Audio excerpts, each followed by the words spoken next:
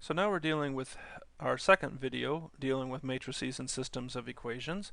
And I would like to go ahead and do one more example here of this. So let's look at another matrix here. And let's look at a system of equations of 2x plus y minus z equals -3,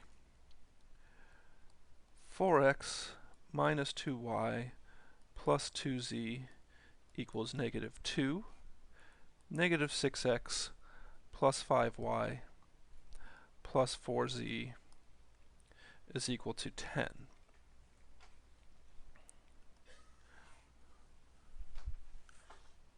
Alright, so let's write what the augmented matrix would be. My augmented matrix would be 2, 1, -1, -3, 4, -2, 2, -2, -6, 5, 4, and then 10. Alright, so that would be my augmented matrix. Now, I know I need a 1 up here, but I'm not going to divide by 2 just yet. The reason is notice here I've got a 4 and a 6. Well, that's kind of convenient because I know I can multiply 2 by some numbers to get 4 and 6, so I can eliminate those right away. And so let's go ahead, before we divide the first row by 2 to get a 1 there, we're going to do -2 row 1 plus row 2. Notice I only do one row operation at a time. Some people say, well, can I do more than one? The answer in this course is no. And you might say, why? People tend to make too many mistakes when they do that. They make enough mistakes as it is, because you make one small arithmetic mistake at the beginning, and it's going to destroy the entire answer. I mean, to the point where it might not even look or resemble anything correctly at all. Alright, so then let's get here. We got 2, 1, -1, -3, and then I'm going to do -2 row 1 plus row 2. So that's going to be a 0 here. So then I have -2 plus -2, which is -4. And then I had +2 plus 2, which is 4.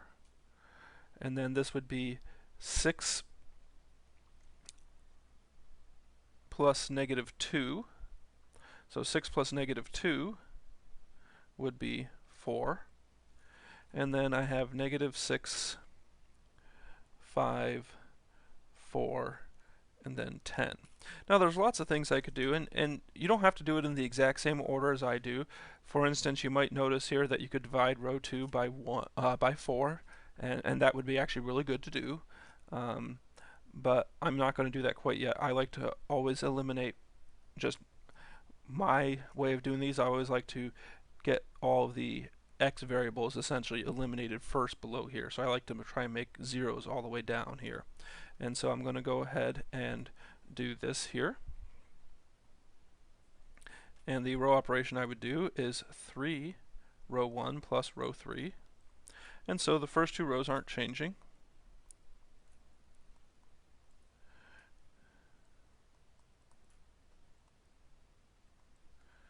And then the bottom row, of course, this would be 0.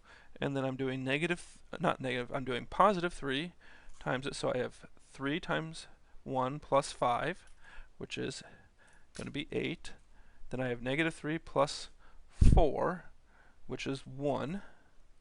And then I have -9 plus 10, -9 plus 10, which is also 1. Okay.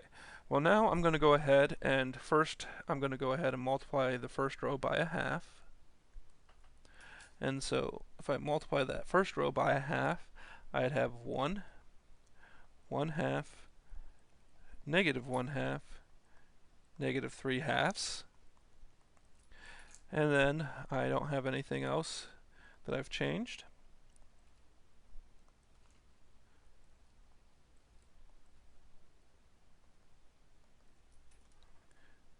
And then that second row, as we've noticed, I'm going to multiply it, but I'm actually going to multiply it by not just 1/4, I'm going to do -1/4.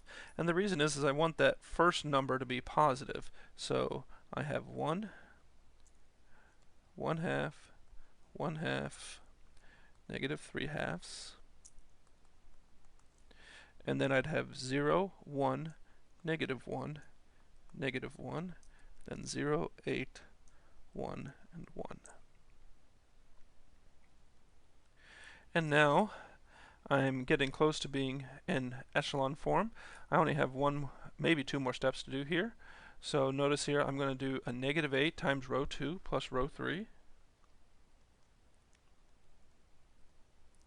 And if I do that, what would I have here? Well, again, the first two rows aren't changing. 1, 1/2, 1/2, -3/2, 0, 1, -1, -1. And then this would be 0, 0. Then I'd have +8 plus 1, which is 9. And then I have another +8 plus 1, which is 9. And finally, divide row 3 by a ninth, or multiply by 1/9. And we have 1, 1/2, 1/2, -3/2, 0, 1, -1, -1, 0, 0, 1, 1. And then we could write our system of equations down that we have now. And the system would be x plus 1/2 y plus 1/2 z equals -3/2. We have y minus z equals -1, and then we have z is equal to 1. And so if z is equal to 1, we have y minus 1 equals -1. So y is equal to 0. So you'd have x plus 1/2 times 0 plus 1/2 times 1 is equal to -3/2. And doing that, you'd get x is equal to -2. And so our solution would be -2, 0, 1. All right. So there is one other thing that we want to look at here. And the one other thing I want to look at is something that's called Gauss-Jordan elimination. Now, the only difference for Gauss-Jordan elimination is instead of putting it in row echelon form, we're going to do more operations and put it in reduced row echelon form.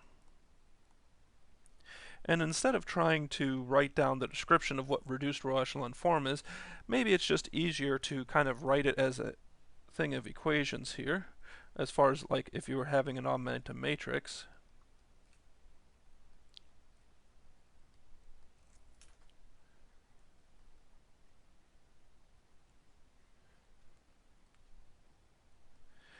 This would be reduced row echelon form. Now, the advantage to this method, it takes more row operations to get to it. Not too many, but a few more. But the advantage of this is there's no substitution whatsoever. We just know that x is equal to a, y is equal to b, and z is equal to c. So when you're in reduced row echelon form, you literally can just read your answer from this. Okay, so let's go ahead and do an example where we're going to put something in reduced row echelon form. So let's look at the system of equations here. X plus y plus z equals 1. X plus 2y plus 2z equals 2. And then x minus y minus z equals 1.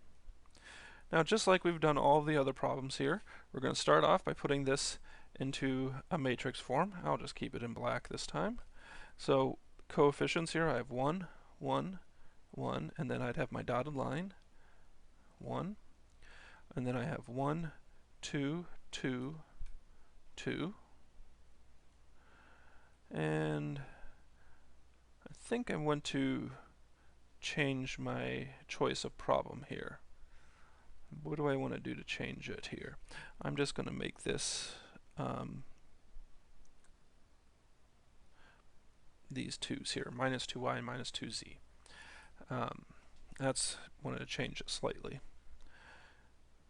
1, negative 2, negative 2, 1. Alright, so we're going to put this in reduced row echelon form so we can, quote, just read our solution here. So we can quickly see here that I can just do negative row 1 plus row 2. Well, row 1 is just 1, 1, 1, 1. We're not changing anything. Whoops, put the dotted line in the wrong spot.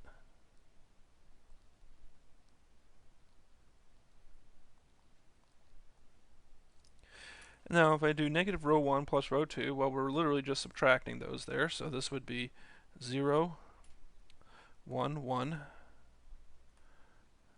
1.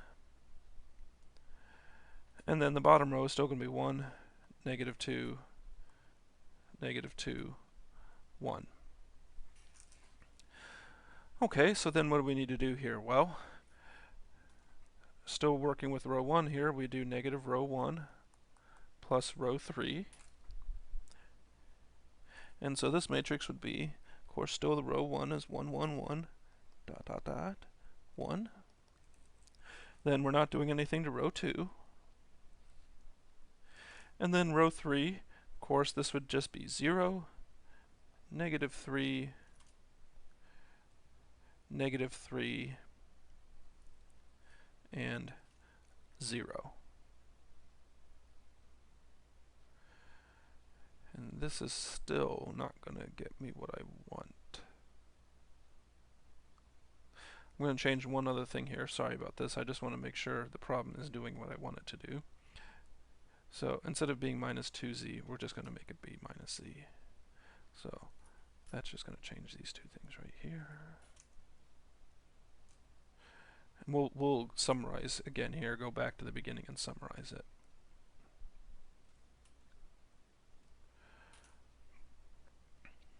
You might say, what was wrong with the other one? Well, the issue was is we were going to wind up with no solutions, and I didn't want to do an example with no solutions here. So to kind of recap where we were,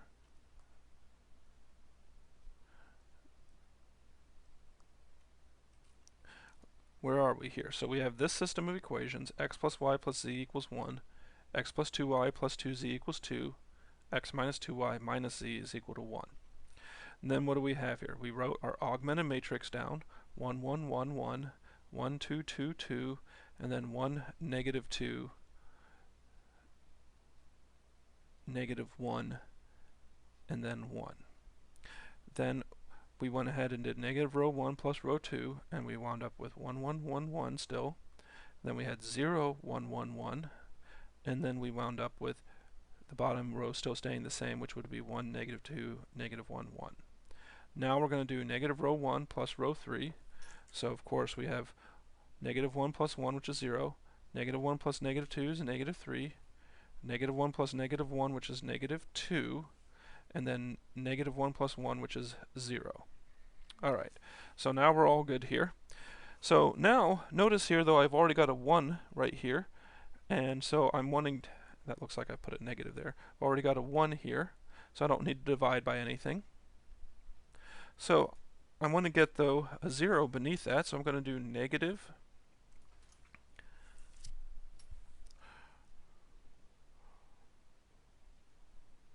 not negative, 3 row 2 plus row 3. And I'm not changing the first row, so 1, 1, 1, 1, 0, 1, 1, 1. And then I'm going to have, what would I have here? 3 times 3 plus negative 3, so that's 0. So 0, 0, 3 times 3, which is 3 plus negative 2, so that's 1. 3 times 3, 1 plus 0 is 3. Now, this is in row echelon form at this point, but I want to put this into reduced row echelon form. Now, there's reduced row echelon form, remember, is where I have zeros also above the ones. So what I do sometimes I tackle and just start going everything above this being 0. And so let's go ahead and do that. What do I mean by that? Well, let's go ahead and start with row 3 now, and I'm going to do negative row 3 plus row 2. And if I do that, I wind up with, well, now it's the bottom row that I'm not changing. And then I'd have 0, 0, not 0, 0, 0, 1, 0. And then I'd have negative 3 plus 1, which is negative 2. And then I didn't do anything to the top row. Now, notice here, we're not done yet, but notice I already know what z is. Z is 3, y is negative 2. So now we're going to just continue on here, and I'm going to do negative r3 plus r1. So the bottom two rows aren't going to change.